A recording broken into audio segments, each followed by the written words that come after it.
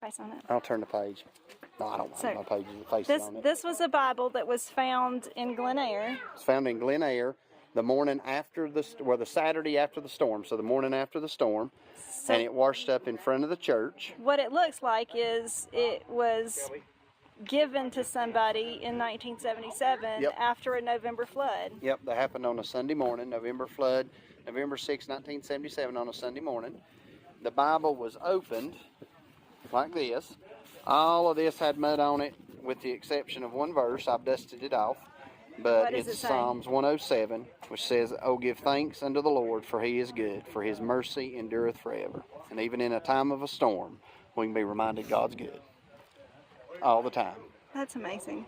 And we feel like this belonged to a lady that died. She lost her life in this She flood. lost her life in her storm. Her husband passed away this year. He was one of my deacons and had been for a very, very long time and done a whole lot of stuff here at the church. And then she passed a month and 1 day after he died, and they were married at the time. Had been married 57 years. Well, I'm gonna tell you, like I tell everybody else, we don't die, we get promoted. We get promoted. The Lord promoted her so she could be with her husband. Yep. And left this as a for remembrance, encouragement for those that were left behind. That's amazing. A lot of people say they lost their life, but I said if you know where something's at, it ain't lost. That's true. It's just put in a safer spot. That's absolutely true. To live is to die, and to die is to gain. That's right. That's right. That is amazing. Mr. Keister, would you mind telling us your full name and kind of what happened here? Well, hi, I'm Dave Keister, Green Mountain, North Carolina, up in western North Carolina, right here on the North Toe River. Welcome to my home, or what's left of it. Took about 6 hours from when the water hit the road to take my house down the river. Fortunately, me and my dogs were not in it at the time. We just barely made it out minutes before the house floated away, and we're here. And that's what's important, is we, the living things, made it out. Amen. We're here to help our community. All that behind me is just stuff. It really doesn't matter. What matters is the people that need us and the people that are living and the ones that we love and the community we build around us, be it here or all the way down to Alabama. New members of my community here coming up and doing the right thing because it's the right thing to do. Bless you all. Well said. So this Bible was found after the flood from Hurricane Helene. On this fence post, and it is on Revelation 14 and 15. All the things destroyed, that was left open, and it's sitting there, and we're not touching it. So this house was buried and flooded all the way to the roof originally. The man that lived here had to be rescued off of the roof by a raft, and they were just emptying it, just demoing the entire house. And this Bible is found on a pole open to Revelation. So we traveled through Tootie's Creek, finally got rescued, and we get up to the shelter, and the cop sees the butt of my gun when I do have my concealed, and he tells me I have to sleep the fuck outside. Yeah, so. And you're going when in he the went military. back in. Yeah. What branch you gonna go to? I'm gonna go either the same as my brother, SEAL team, Navy, or Marines. Wow. And he went up to ask for a cot. They was not gonna give him a cot. And I told the officers, I said, by God, the boy went and done what you asked of him. You give him a cot, or I'll go to this gym and I'll ask everybody in there what they think about it. They told me not to make a scene. Wow. So y'all have to sleep out by the side? Well, I'll come out here with you. Yeah, no, they said this is the school zone, so I set my ass right here. Oh, so y'all didn't know each other? Shelter. No, this is my cousin. Yeah, we're cousins. I just had a hip replacement and walked. About 4 miles. Yeah, and crossed the river. Yeah. Did your house get tore down, or? Oh, mine will probably be condemned. If it's next thing, don't just wash it the rest of the way off. Everything I own. Yeah, and 4 houses stacked on top of each other right next to us. I'm sorry. Kamala Harris holds a rally, and somebody in the crowd yells, "Jesus is Lord," and Kamala Harris' response was, "You at the wrong rally." Now listen to me. For all you believers out there and Christians that believe in the Lord and believe in the word, after hearing what came out this woman's mouth, if you still support this woman, the Bible talks about there's a place I prepared for you. Yeah.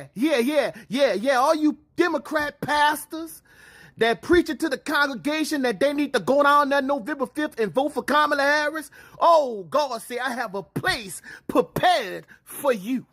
Yeah. You heard me? See, I've been trying to tell y'all for a long time, these people policies and the things that they stand behind is not God-like.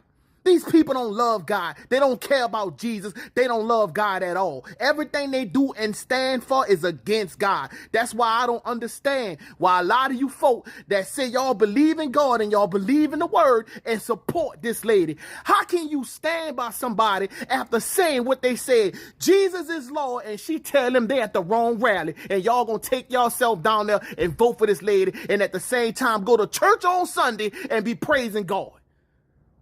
Make it make sense. Make that make sense. You're supposed to stand on business behind God's word. You know the times we're in right now. You know we're in Revelations right now.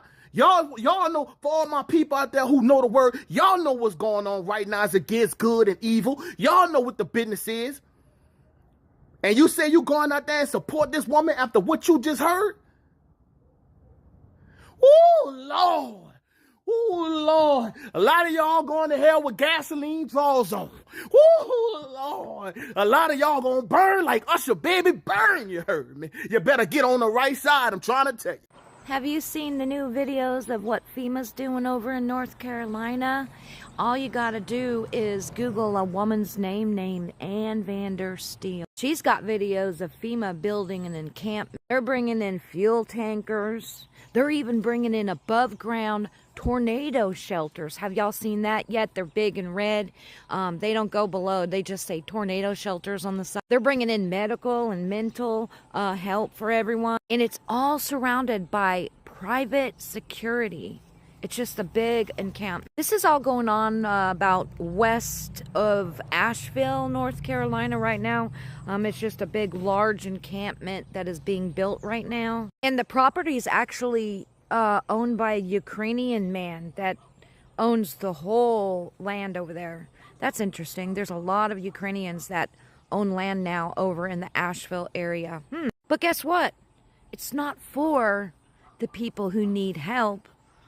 No. It's literally being built for the FEMA workers to care for them. This is a rabbit hole that you definitely could go down. I wonder how many Ukrainians actually do own land over in that area now. Something we need to check. Will Kamala Harris win the 2024 presidential election? Yes, thank you.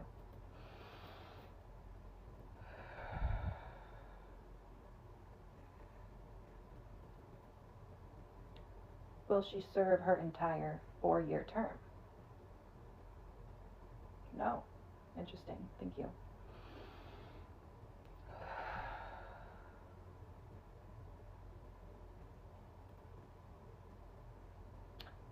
Will Donald Trump become the acting president in the next 4 years?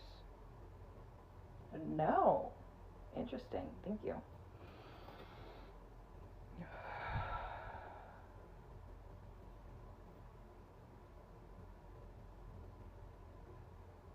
Will Kamala's vice president assume the presidency within the next 4 years? No. Huh. This is interesting.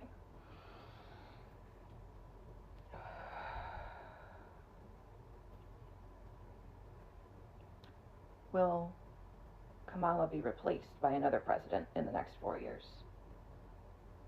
No. Interesting.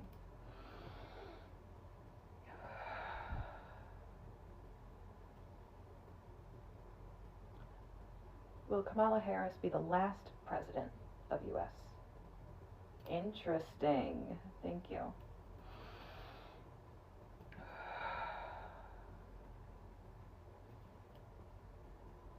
Will the presidency be replaced by something better? Hesitant, yes. Interesting. Thank you.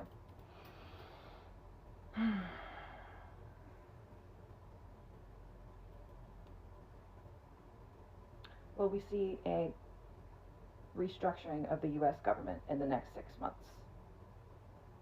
Yes. Thank you, Spirit. Have a great